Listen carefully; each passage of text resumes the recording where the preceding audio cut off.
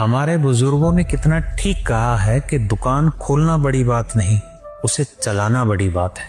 एक कहानी से समझाता हूँ मेरे बच्चों। दो दोस्त थे, एक ऐसा था जो दिन रात पढ़ाई में लगा हुआ दिखता था और दूसरा ऐसा था जो बहुत कम पढ़ता था, लेकिन जो भी पढ़ता था ध्यान से पढ़ता था। जब रिजल्ट आया सब हैरान रह गए कि सिलेक्शन उसका हुआ जो कम पढ़ता था। लोग बोले कि ये न्याय नहीं हुआ, इसकी किस्मत मजबूत थी इसलिए इसका सिलेक्शन हो गया, जबकि जिसने मेहनत की वो रह गया। जबकि सच बात यह है कि इसमें एक सबक छिपा था। जो ज्यादा पढ़ाई करता था वो खुद को सबसे ऊपर समझता था, दूसरों को नीचा दिखाता था, उनकी मेहनत पर हंसता था और अपने घमंड में जीना यही उसकी आदत थी। जबकि जो कम पढ़ता था उसका स्वभाव विनम्र था, लोगों से इज्जत से बात करता था, किसी की मेहनत का मजाक नहीं उड़ाता था।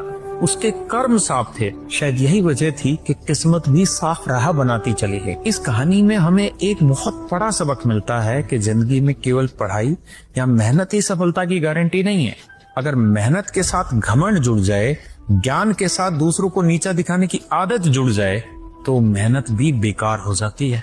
वहीं दूसरी तरफ अगर इंसान थोड़ा कम भी पढ़े लेकिन उसमें समझ हो, विनम्रता हो, दूसरों की इज्जत करने का गुण हो और सबसे जरूरी चीज उसके कर्म साफ और सच्चे हों, तो किस्मत खुद ब खुद उसके लिए रास्ते बना देती है। क्योंकि किस्मत जो है वो तो केवल मेहनत करने वालों का साथ देती है, लेकिन सफलता का जो दरवाजा है वो केवल अच्छे व्यवहार और अच्छे कर्मों से ही खुलता है। तो जब भी आगे बढ़ो इतना याद रखना, दूसरों को पीछे छोड़ने के लिए नहीं बल्कि सबको साथ लेकर चलने के लिए बढ़ो। क्योंकि जिंदगी सिर्फ क्या बनोगे पर नहीं, कैसे इंसान बनोगे उस पर बहुत निर्भर करती है।